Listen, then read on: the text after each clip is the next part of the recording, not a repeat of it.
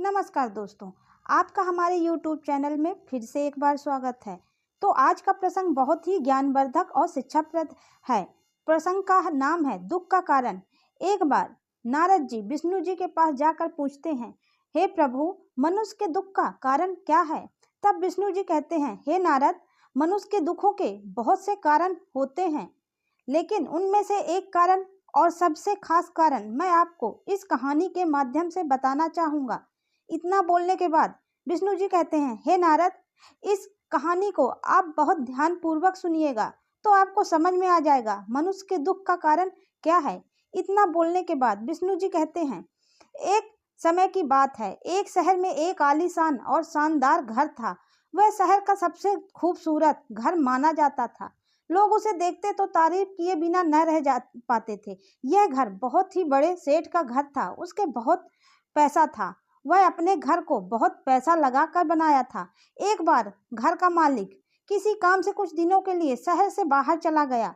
कुछ दिनों बाद जब वह वापस लौटा तो देखा उसके मकान से धुआं उठ रहा है।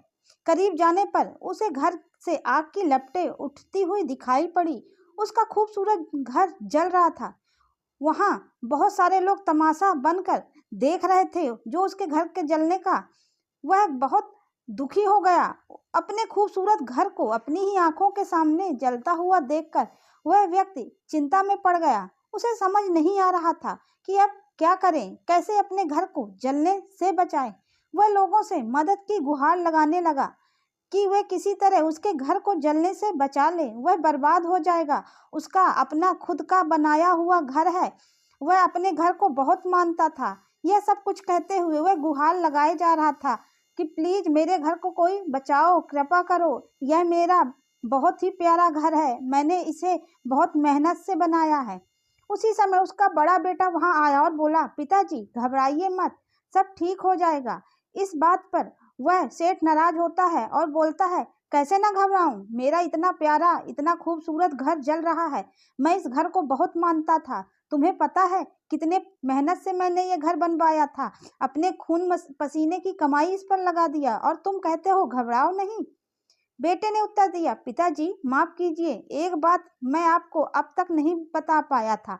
कुछ दिनों पहले मुझे इस घर के लिए एक बहुत बढ़िया खरीदार मिला था। उसने मेरे सामने मकान की कीमत 3 गुनी रख दी तो मुझे सौदा अच्छा लगा। इतना अच्छा सौदा देखकर मैं इनकार नहीं कर पाया और मैंने आपको बिना बताए ही सौदा तय कर दिया। मैंने यह मकान बेच दिया है। यह सुनकर वह सेठ के जान में जान आ गई। उसने राहत की सांस ली और आराम से यूं खड़ा हो गया जैसे सब कुछ ठीक हो गया हो। अब वह भी अन लोगों की तरह तमाशाबीन बनकर उस घर को जलते हुए देखने लगा जो अभी कुछ देर पहले दहाड़े मारकर चीख चीख कर रो रहा था कि यह उसकी मेहनत का घर है, उसने बहुत प्यार से बनाया है, यह उसका प्यार है। लेकिन अब वह एकदम शांति से उस घर को जलते हुए देख रहा था। तभी उसका दूसरा बेटा आया और बोला, पिताजी हमारा घर जल रहा है और आप हैं कि बड़े आराम से यहाँ खड़े होकर इसे जलता हुआ देख रहे हैं। आप कुछ करते क्यों नहीं हैं? आप इतने आराम से कैसे खड़े हो सकते हैं?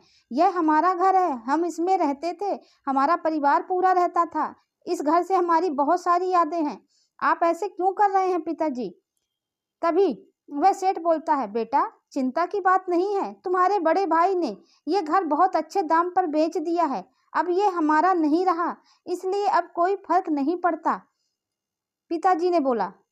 तभी वह लड़का बोलता है, पिताजी भैया ने सौदा तो कर दिया है लेकिन अब तक सौदा पक्का नहीं हुआ है। अभी हमें पैसे भी नहीं मिले। अब बताइए इस जलते हुए घर के लिए कौन पैसे देगा? अब तो यह कबाड़ हो गया। जले हुए घर का कौन पैसा देता है? ये तो कचरे का ढेर हो गया। यह सुनकर सेठ फिर से चिंतित हो गया और सोचने लगा कि कैसे आग की लपटों पर काबू पाया जाए। वह फिर से पास खड़े लोगों से मदद की गुहार लगाने लगा। वह फिर से दहाड़े मार मार कर रोने लगा, हाय मेरा घर, मैंने कितने मेहनत से इस घर को बनाया था, मेरा प्यारा घर, मेरे खून पसीने की कमाई इसमें लग गई, हमारे बच्चों का बचपन इसी में बीता, मेरा घर, अब मैं क्या करूं? फिर से उसने वही बातें कह कह के रोने लगा। तभी उसका तीसरा बेटा आया और बोला, पिताजी घबराने की सच में कोई बात नहीं है। मैं अभी उस आदमी से मिलकर आ रहा हूँ जिससे बड़े भाई ने मकान का सौदा किया था।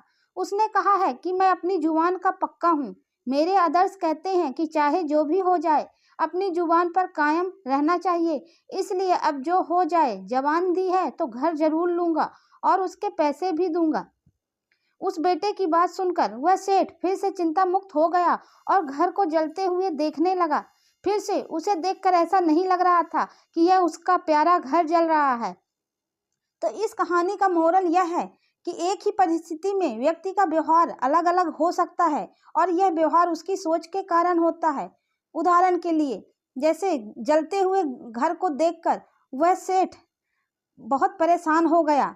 उसे समझ में नहीं आ रहा था कि वह क्या करे, लेकिन जैसे ही उसके बेटे ने बताया कि उस घर का सौदा हो गया है तो वह खुश हो गया। असल में जब हम किसी चीज़ से जुड़ जाते हैं तो उसके छिन जाने पर या दूर जाने पर हमें दुख होता है, लेकिन यदि हमें यह पता चल जाए कि यह चीज़ हमसे अलग हो चुकी है तो एक ही पल से हमें आज़ादी महसूस होती है। दुख हमें छूता तक नहीं है। इसलिए दुखी होना और न होना पूर्णतः हमारी सोच और मानसिकता पर निर्भर होता है।